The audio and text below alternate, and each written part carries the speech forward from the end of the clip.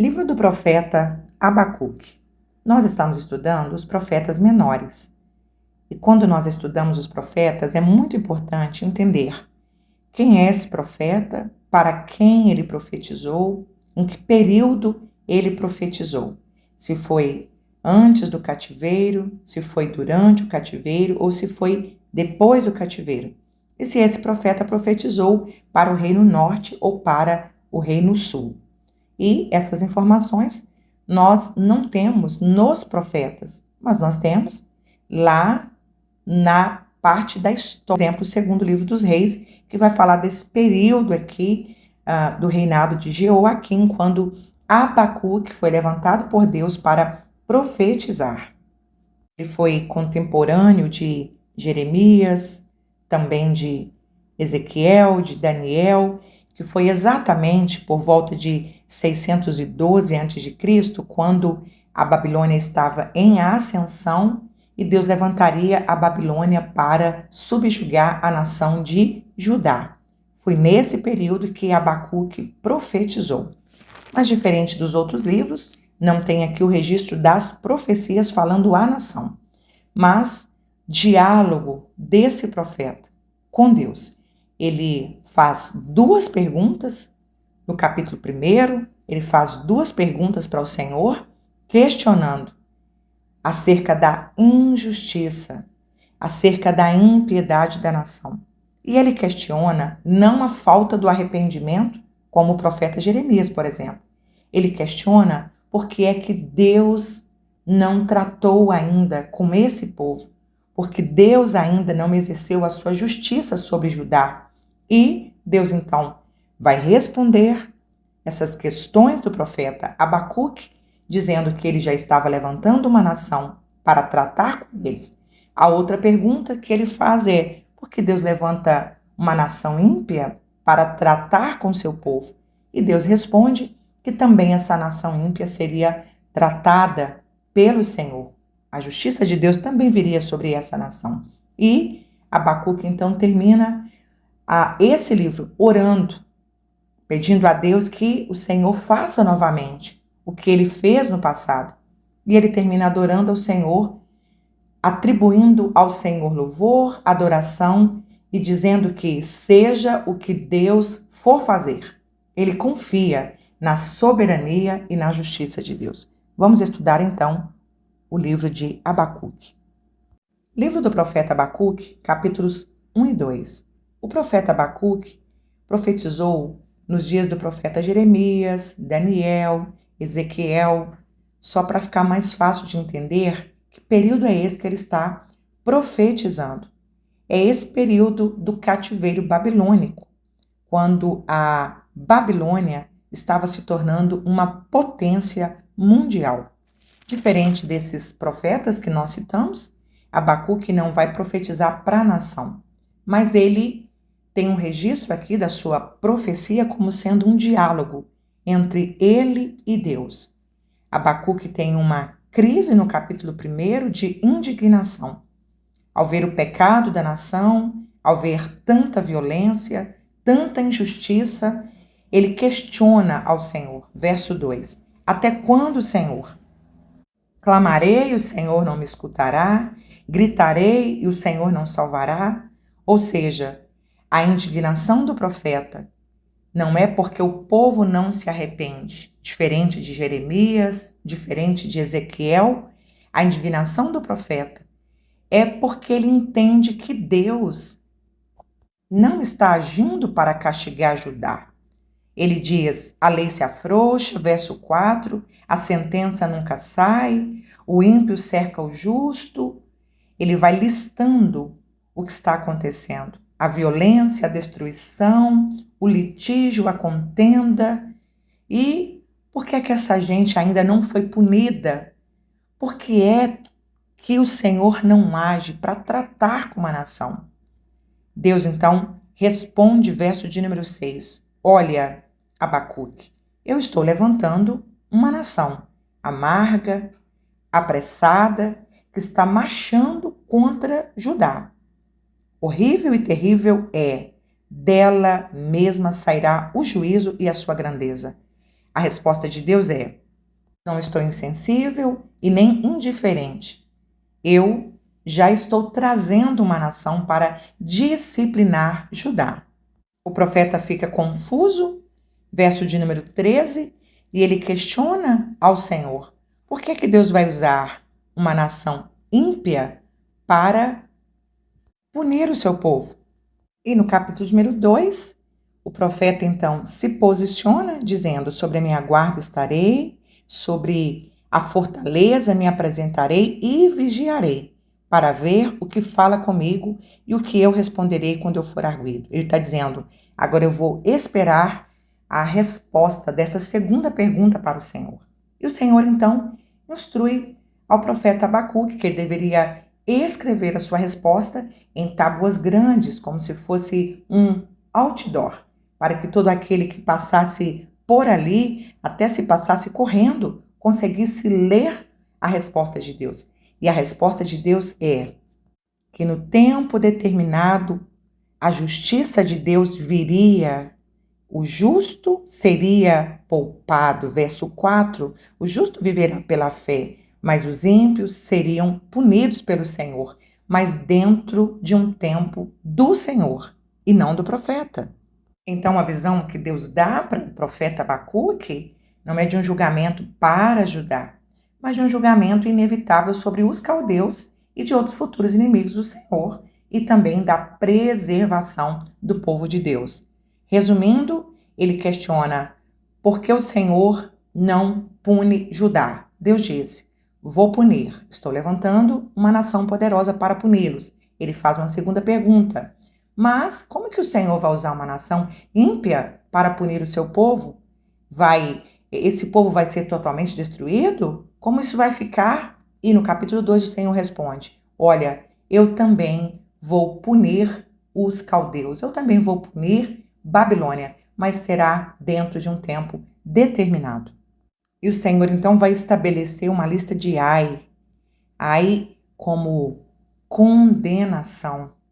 O Senhor diz: ai daquele que acumula o que não é seu, ai do avarento, do cobiçador, ai do que pratica crueldade, ai do corrupto, ai do idólatra. Nessa sentença, o Senhor estava mostrando ao profeta Abacuque que Babilônia também seria punida pelo Senhor. Lendo o profeta Abacuque, entendemos o quanto a Bíblia ela é atual e eterna. O Senhor continua agindo da mesma forma para atrair o seu povo para Ele. Quantas vezes nós questionamos tanta impunidade? Quantas pessoas que continuam cometendo injustiças, crimes terríveis e não são punidas. Mas o Senhor não deixará essas pessoas impunes.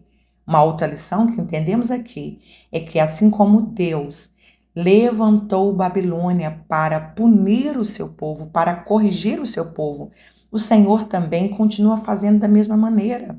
Uma nação que se entrega ao pecado, à idolatria, à promiscuidade. O Senhor permite uma crise econômica, o Senhor permite governos corruptos para tratar com essa nação.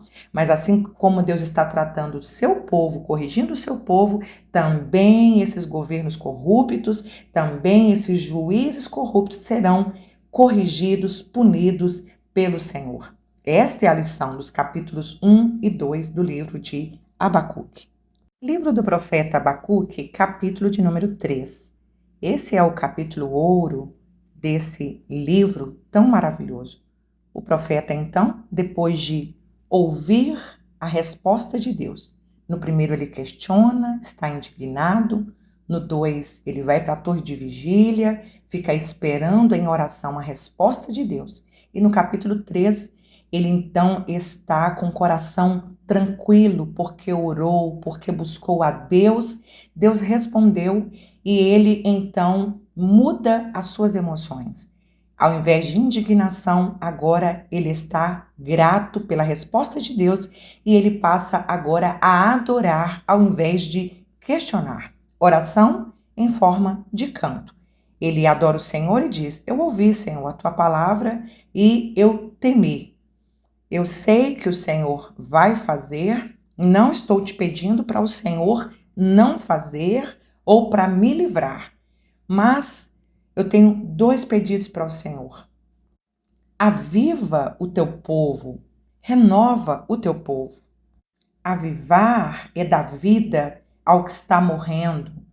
É quando um fogo está se apagando e coloca-se mais combustível nesse fogo para ele reavivar. Avivar é isso, é trazer à vida aquele que está quase morto. E ele diz então: aviva a tua obra, dá um renovo para o teu povo, restaura o teu povo, Israel, ao seu devido lugar. Segundo, não seja severo demais ao castigá-lo.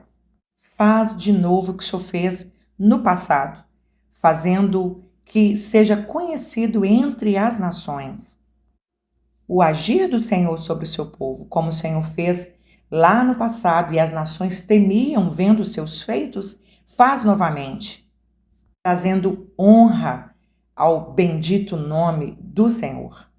O profeta então começa a adorar a Deus, descrevendo a sua grandeza. Ele fala sobre a sua glória, sobre a majestade do seu poder, que é comparado ao brilho do sol. Ele fala sobre a justiça de Deus, que é retratada como uma luz brilhante, que ilumina tudo e revela a sua santidade.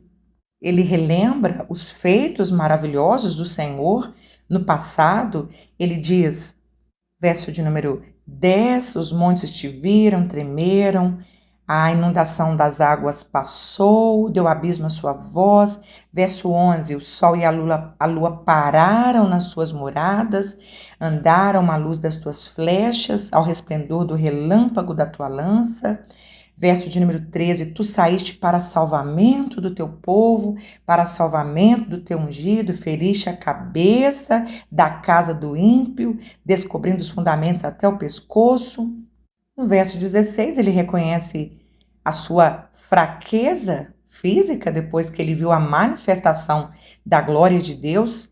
Ouvindo eu, meu ventre se comoveu, a sua voz tremeram os meus lábios, entrou a podridão nos meus ossos e estremeci dentro de mim. Mas, verso 17, ele reconhece a soberania de Deus e que, mesmo diante de um caos que estava para acontecer, ele então declara a sua confiança: Senhor, eu confio. Eu confio, ainda que a figueira não floresça, não haja fruto na vide, o produto da oliveira minta, os campos não produzam mantimento, as ovelhas da malhada sejam arrebatadas, nos currais não haja vacas. 18. Todavia, eu me alegrarei no Senhor. Exultarei no Deus da minha salvação.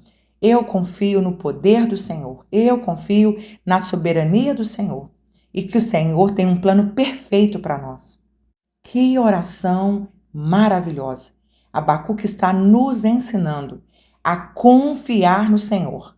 Independente das circunstâncias, nós devemos nos alegrar. Nós devemos confiar que até em situações de aparente sofrimento, Deus está trabalhando ao nosso favor. Verso 19. Ele é a nossa força e a nossa confiança deve estar no Senhor. Que livro maravilhoso, que livro atual. Que essa palavra de Abacuque possa encher o nosso coração de esperança. Primeiro, vendo tanta injustiça nessa nação, nesta geração, possamos entender que Deus está tratando com a igreja dele para que a igreja se arrependa dos seus pecados, mas que esses que estão sendo usados pelo Senhor para tratar com a sua igreja, eles também serão punidos.